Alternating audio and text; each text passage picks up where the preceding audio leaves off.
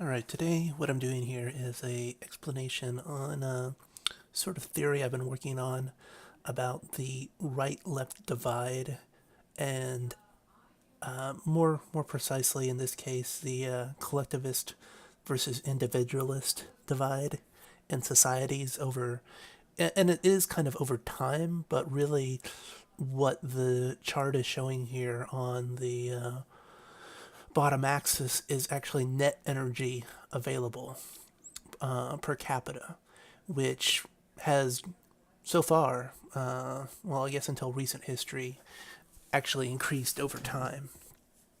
And so when you're looking at the left side of the chart here, we're talking about very early primitive societies, hunter gatherers, before there were any established, settled civilizations, before agriculture had become predominant in human societies.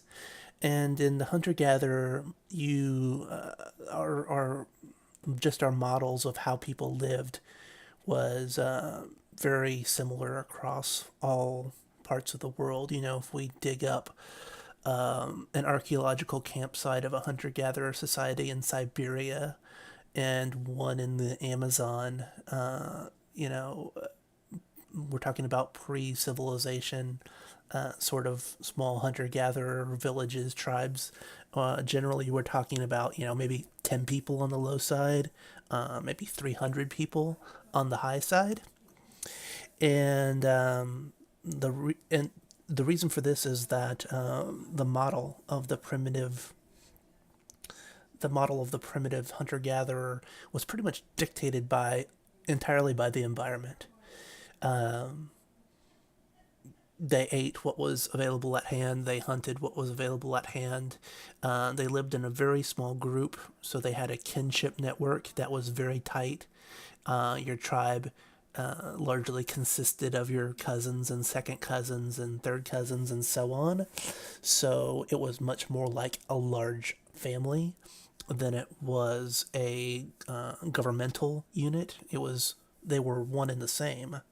And in such a small unit gathering like that, communism is and individualism is actually very much in balance because if you went out hunting, and you usually went out hunting as a band, especially if you were going to take down large game, yes, the best hunters would be given, the top spots. You had your tribal big men who got the hottest or the most wives or whatever. But as long as your less achieving cousins were occasionally bagging something and bringing it home, you didn't deny them a cut of meat on hunt night. Just because they weren't the top performers in the society, and like I said, it was more of a kinship network, and also the size of the communities were so small that you had a system in place which was called natural credit. They didn't primitive societies couldn't store value very well. They didn't have staple grain products. They didn't have pottery that they could use to store any sort of long-term wealth. Money wasn't in use yet at this point. You might have had art and trinkets and things of that nature, but you didn't really have things of value that you could store for long periods of time. So your strength as a society was in part just based on how many people you could muster against the tribe over the hill that was being belligerent to you. But in such a small model, uh, communism could work because it what could be self-corrected through the process of natural credit. Basically, if you had an individual that broke the rules or was gaming the system or was consistently not providing as much resources as they were taking, and they were judged to be pulling down the system overall, it was a small enough system that corrective action could be taken on an individual scale. You pretty much knew who the village idiot was, and if they needed to be told to straighten up, and to pull their weight, it was not difficult for the people at the top or in charge of these organizations to tell the people at the bottom of the organizations to stop being a drain on the system in a way that doesn't scale into large scale communist societies. Basically, once you get a detached bureaucracy maintaining your system where you don't have a clear understanding of who is being a provider and who is being a taker and for what purpose, the communist model breaks down. You know that people are much more likely to give to their close kin group network than they are to give to random strangers on the other side of a continent. And that's something that you see that this was the model. This was the primitive sort of individualism taming collectivism or vice versa in order to survive in that environment. And that was pretty much the only thing that was going on at that time. And then basically you get a divergence. You get a divergence when civilization forms and the amount of energy available per capita increases. And what I mean by energy available, I mean early on it would be agriculture.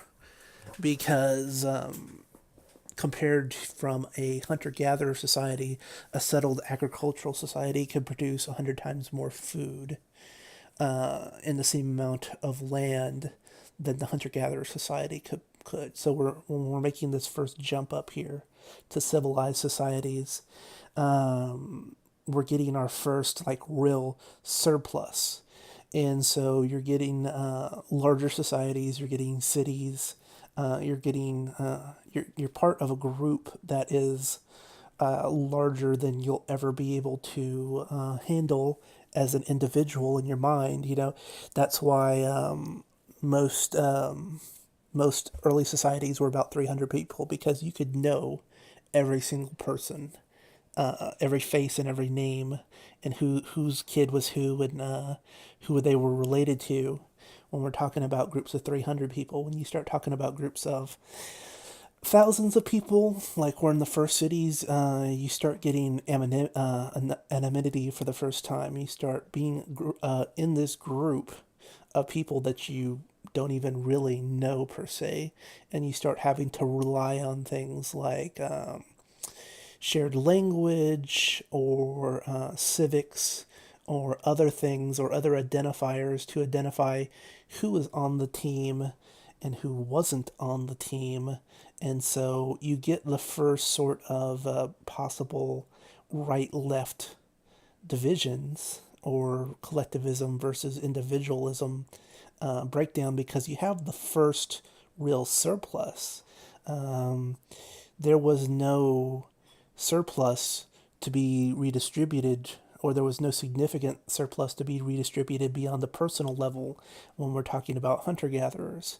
But when you get to agriculturally based societies, there is a surplus that can be harvested, that can be taken in by a central authority, and then can be redistributed in order to produce scribes or scholars or some sort of government service, or it could be left in the private realm, and you would get trade networks and merchants and people looking to provide goods into one area that were scarce and come back with cheaper goods from another area, so on and so forth. So you basically, once there was a surplus to distribute, your right and left or collective versus individualist dichotomy appears.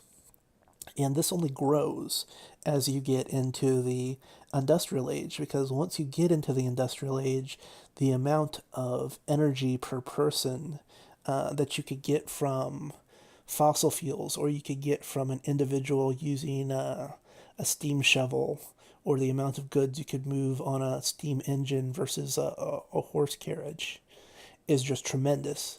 And so you get this rapid increase in the amount of surplus that's available, and you'll see this along with if you just look at the global populations estimates of hunter-gatherer societies versus agricultural societies versus industrial societies, you'll see the corresponding rise in the increase of the population when you're talking about industrial societies versus earlier societies, and that's just simply because the net energy available per capita is increasing, and you have increasing ability to feed your children.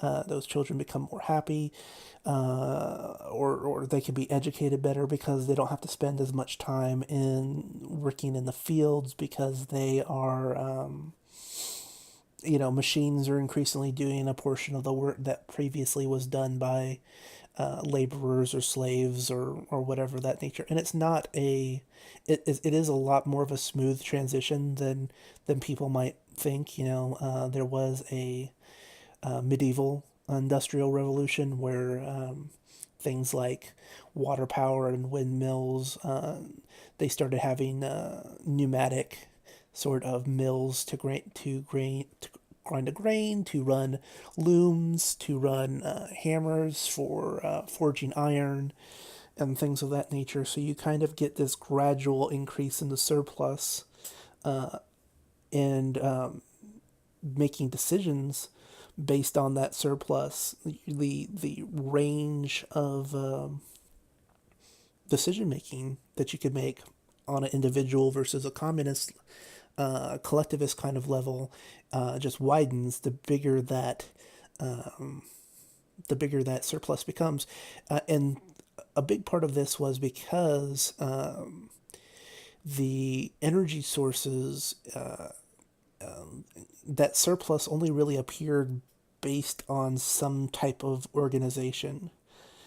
The increase in the usage of that required you to be part of some kind of either trade network or rule of law. You didn't work all day as a coal miner if you couldn't at the end of the day get paid and go down and buy some bread to feed your family, or basically you couldn't work as a specialist that produced these surpluses unless your needs were being taken care of by some kind of system, whether that was a capitalist system or a communist system.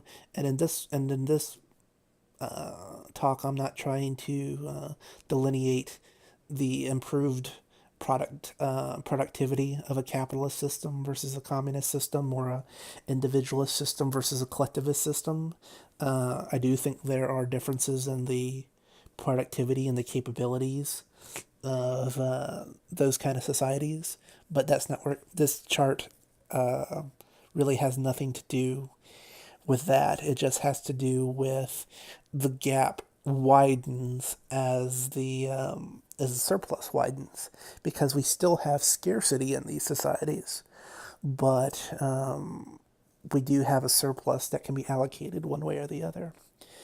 And then that's when you get into the other end of the horseshoe.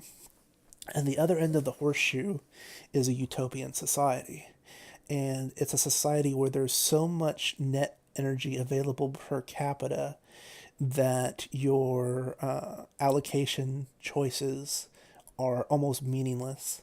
That energy and resources are so abundant on a per capita basis, and technology is so ubiquitous and so keen in the system that there's almost no need for centralization anymore. There's no need for an overarching government to dictate an individualist policy versus a collectivist policy, because everything is, we return to the Garden of Eden essentially. Everything is low hanging fruit, and even the most dull witted and least capable among us would be able to live in relative comfort and reach their maximum potential as human beings without any kind of gross intervention to redistribute resources to them. You would still have a gap between high achievers and low achievers in this system, but the gap would be less like what we have today between, corporate executives and common people, and it would be more like the difference between a 10-year-old and a 30-year-old playing on an online video game. Uh, Basically, like imagine a Minecraft server or a World of Warcraft or whatever kind of, if you've played an online game, imagine a virtual environment where uh, resources are effectively unlimited.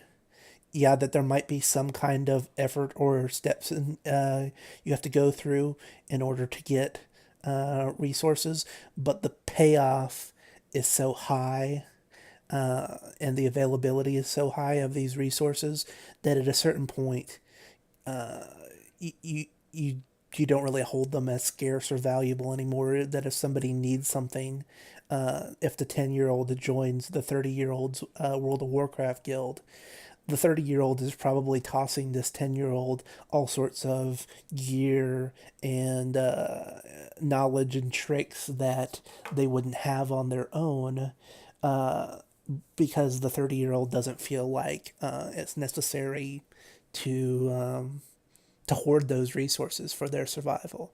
That they're not really, they don't, if they wanted more resources, they're probably they're probably not operating at 100% anyway. They're not operating in an environment of scarcity. They're operating in an environment of abundance. So the amount of resources necessary to provide basic services to the less capable or the less fortunate is so small that they do so freely, or they do so with such a little, there's some sort of guild tax or something that is so small people don't notice it, and it goes to kid out their new lowly members joining the society. And to put it in a different perspective that's more in line with our socialism versus libertarianism, modern politics. Just imagine an environment so rich in technology and resources and energy that I could provide basic housing, health care, food, entertainment, transport, a basic suite of these sort of core kind of services for everyone. And I could do that with a 1% tax rate on the general population. So everyone except for the most ardent anarcho-capitalist would probably give in and simply relent to the 1% tax rate in order to placate the smaller group, the other group of people, and they would have so much of their resources left over after providing those basic resources that they would in no way feel hindered or smothered or in any way kneecapped by the needs of the basic needs of the rest of the people, because so little of what they produce was taken. And since so much that those educational and health and resources were provided to everyone, there's no one really saying that, or no practical state where you're saying, oh, people aren't reaching their potential or people are being oppressed. If you go and you see a 30-year-old's virtual empire online and they have a bigger Minecraft castle than the 10-year-old, your basic assumption isn't that the 30-year-old is oppressing the 10-year-old and taking their resources, and that's why the 30-year-old's castle in Minecraft is bigger than the 10-year-old's castle. It's like, no, the resources available to the 10-year-old and the 30-year-old are from the environment are identical, and they're virtually limitless. The difference is in the difference in ability of the IQ or the mental capacity of the 30-year-old, or the knowledge and the crystallized capability of those two different individuals. You wouldn't, your first assumption wouldn't be, like it is today, that if something has, that a lot of people anyway, that if someone has something that someone else doesn't have, it must because they've done something nefarious in order to take those resources from a less fortunate person and redistribute it to them. In a utopian society, you wouldn't believe that because, like I said, the resources would be so people would be so awash in resources that the limit on achievement would solely be the human element. It would not be the physical element. And so basically, at that point, the whole right left dichotomy disappears because there is so much surplus that it's impossible to to to justify or to require redistribution of resources. It would be pointless because you know the all you would be doing is you would be firmly out of the realm of assisting people with equal equality of opportunity, and you would be pushing people into solely a politics of envy kind of situation, where if the 10-year-old complains that the 30-year-old has a nicer castle than his in Minecraft, there's no wrong to be to be reasonably addressed. The 30-year-old was able to collect the almost infinite resources quite easily and build his castle. And there was no oppression or sort of limiting of resources or hogging of resources by the 30-year-old, because the resources in a Minecraft world are virtually infinite. So you just go to the next area or the next server or whatever, and you build your Minecraft castle. The difference between the two castles is solely based on personal human capability. And so that's what happens as you approach an environment where the net energy available per capita just overwhelms any sort of redistributive necessity. That if the 10-year-old wants some help from the 30-year-old, the, the basically the greater and the lesser, because there's always going to be the greater and the lesser among us. He'll probably freely toss him a bone in order to get him started. And the energy return rate, or the energy return on energy invested in is so high that, let's say you've got a power source. I mean, we can even label these power sources. A hunter gatherer has a energy return on energy investment of like 1 to 1, that they're literally spending every calorie that they have on surviving. And then you get into an agricultural society, and it might be 4 to 1. For every grain of wheat sowed into the ground, they might get 4 out of the ground at the end of the harvest process. So there's a surplus, and so that's why you can be taxed, is because there's a surplus to tax. And then you get into an industrial society, and depending on the quality of the resource, yeah, you might get 10 to 1 on your industrial capacity, and it's the earlier industrial societies had easier efficiency because they got the easy to access oil and the easy to access coal first. So you might be getting 100 to 1 or 200 to 1, and that's why you got that big industrial era boom. But as our resources today, our resources aren't anywhere near that. And you might get 20 to 1 off a wind turbine. That's at the source.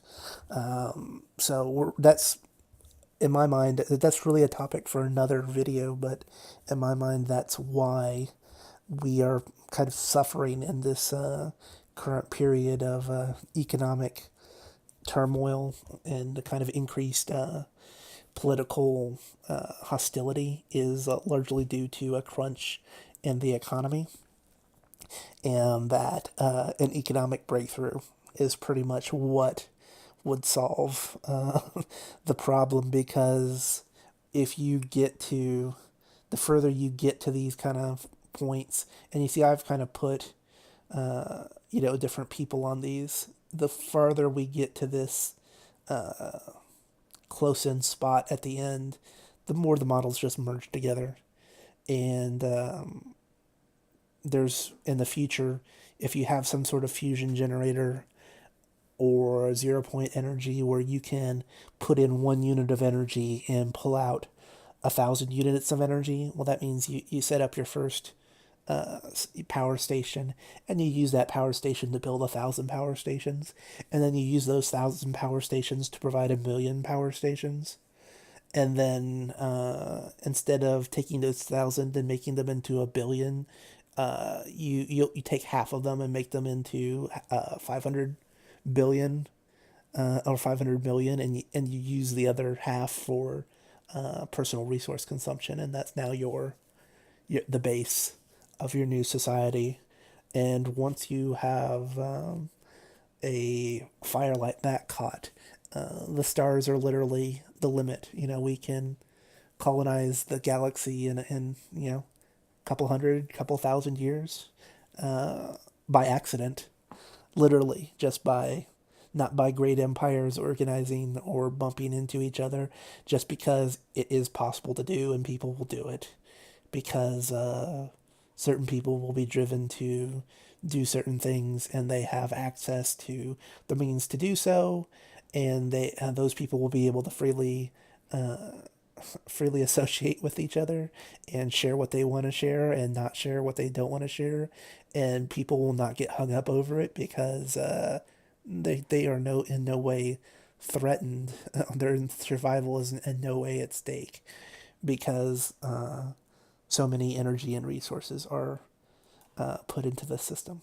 I hope this kind of makes sense. And if you have any comments, go ahead and leave them below. I'd like to discuss this theory with you and see what you guys have to think of it.